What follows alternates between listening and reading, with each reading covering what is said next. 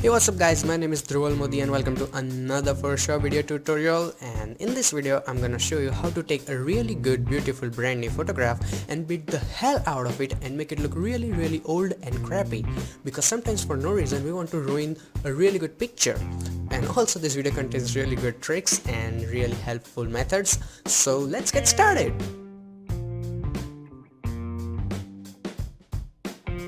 Okay, before we start, in last video I showed you how to take a green screen shot and create a really beautiful manipulation out of it. So if you want to watch that in-depth two-part tutorials, the link is in the description, or you can also go to my channel. And in this video I'm using this image from devantart.com. So if you want to use this image for practice or any purpose, the link is in the description. Now if you go to Google and search old images for retouching, you will find variety of images to use as your reference. So I'm gonna go and use this fella, his image, to use as my reference. And if you look at this, it has really bad contrast. So first of all, let's go to our image and kill all the contrast. So here what it looks like. Now to do that, you can go to your adjustment layers and select brightness and contrast. So just double click on it and select use legacy. Use this option. Otherwise if you don't use it, it will it works okay. Actually it works good, but we want to make it bad, so we're gonna use legacy.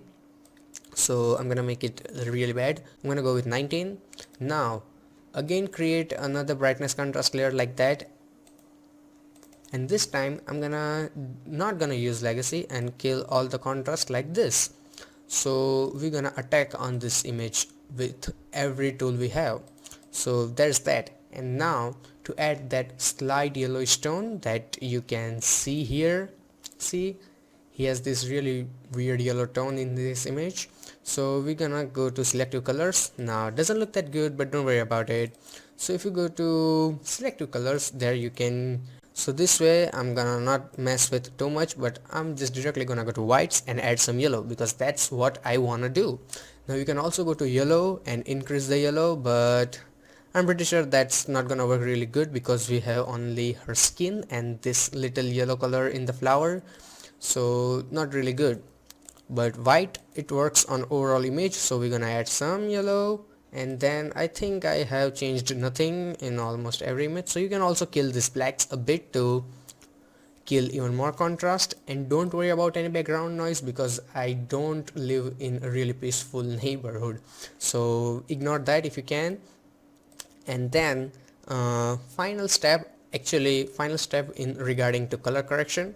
So this is a black and white layer, and it makes all the difference, as you can see. So if you double click on this layer, and first of all, when you apply your black and white, and yeah, you can also find that here somewhere, here, black and white, get it?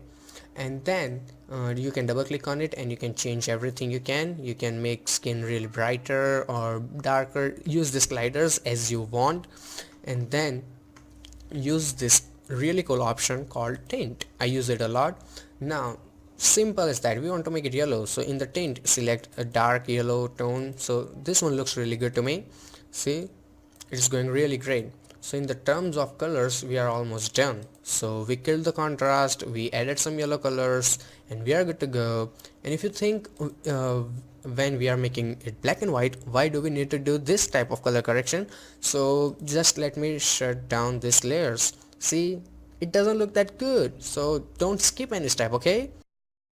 Now let's go back to our friend and look at him. So he has like really good amount of grain in his image, so let's add some grains.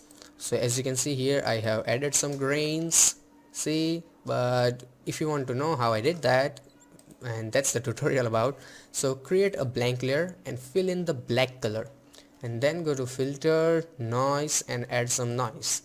Now by default it might look something like this, but make sure it is not a colorful noise because the image itself is black and white, so use your mind a little bit. Now go to Gaussian and select monochromatic, so it will create a really good black and white noise, and hit OK.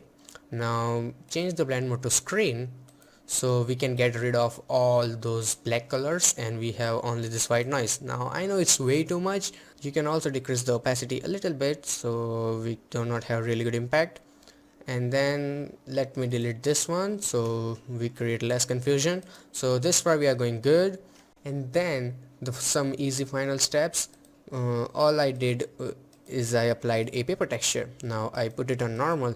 And by the way, if you want to use these textures, they are free and I found them on a really cool website. So the link is in the description. It will redirect you to the site. So this I just imported this. You can go to file and you can place any image or texture you want to place inside Photoshop.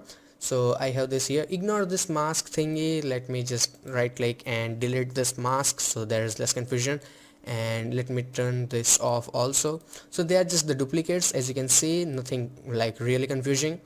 So, and I just grouped them so I can keep a really good track of them. So here's the image and I just turned it on darken. So where is darken? Here. So I can get rid of all those white colors and I can make it look really black bad patches. And then if you want, like, oh my god, this is all over her face and it looks really bad, apply a layer mask, grab your brush, make sure opacity is 100% and your foreground color is black, and then paint on the area where you want to remove it. Now I'm not gonna remove it all over because it has to also look bad. So, and then I just duplicated this textures all over, so as you can see here, and I removed it from unnecessary areas, and then I applied a overall black and white just to check how does it look, but it didn't look that great. And then some of this really bad thingy, as you can see here, we have in almost every old image this really bad white lines that ruin the image. So to create them, it is actually a bit tricky thing. So right now, as you can see, we did everything: color correction, grain, we added vignette, and we checked it all. But this final thing, this is the most impactful thing that you can do to make your image look really old. So how I did that? First of all, let me put it on normal and turn the opacity 100%, and then I'm just gonna invert it so you can see this is my original texture, and this is also link available and all stuff. You can find it on the description. So this is the texture. Now if I normally put it on screen blend mode, it doesn't look that good.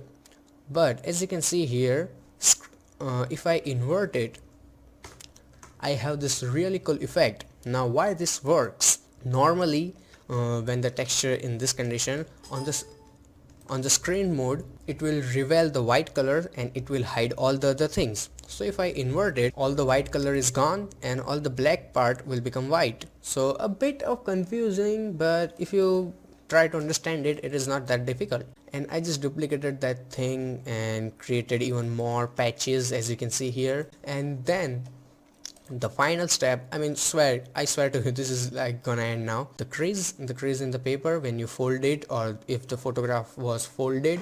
So to create this, all you have to do is create a new blank layer and then go to your gradients right here, and in the gradients you will find all your default gradients here, and select this one and don't change anything.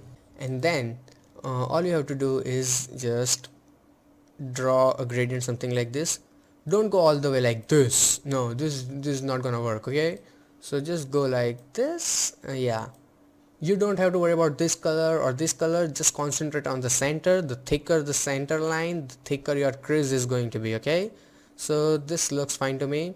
And then we want to make it black and white, so I'm gonna press Ctrl Shift U, or you can also go to image adjustment and desaturate. There is option here, see. And then all you have to do is just change the blend mode to screen. Now doesn't look good, I know that, but you can take an eraser. You can also use mask, but I'm gonna use eraser. So you can remove it from here and then remove it from here. Don't try to mess with the line in the center right now, just remove the unnecessary parts. So it doesn't look good, huh? I know, because the colors are in wrong condition. Let me explain. So when you are done with it, just select your layer and press Ctrl I again, and boom, haha, suddenly a really good paper crease, which you can also move anywhere you want. So it doesn't look that good, but if you take your time and paint carefully and remove all the unnecessary areas, it actually looks really realistic. So And you can also do one thing, besides of painting carefully and taking your time, you can decrease the opacity to blend it better. So this way you can create this paper crease really easy. And this is how I created this crease, and I just duplicated it over here, as you can see. And if you want to make a color version, just duplicate this layer, put it on top of everything, and then change the blend mode to color and decrease the opacity as always. So this way you can create also a colorful old image and a black and white old image. And I hope you liked it, and if you want some more tutorials, you can subscribe to my channel, you can give it a thumbs up, and you can ask me a question in the comments. So thanks for watching, goodbye, take care, and have some fun with Photoshop.